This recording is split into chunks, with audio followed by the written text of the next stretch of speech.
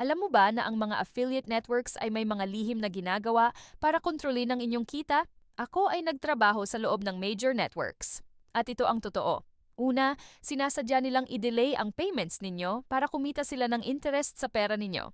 Yung mga top earners, priority support agad, pero kayo, automated response lang. May mga lihim din silang commission rates na mas mataas kaysa sa public rates, pero hindi lahat nakakakuha nito. Mas malala pa, may internal blacklist sila. Kapag maraming refunds or complaints ang affiliate mo, ma-blacklist ka. At kapag na-blacklist ka sa isa, makakalam ng ibang networks dahil may shared database sila. Pag peak season tulad ng Christmas, binababa nila ang commission rates kasi alam nilang dependent kayo sa earnings. Walang choice kundi tanggapin. May secret bonus programs din para sa top 1% lang. Hindi nila ito i-announce publicly.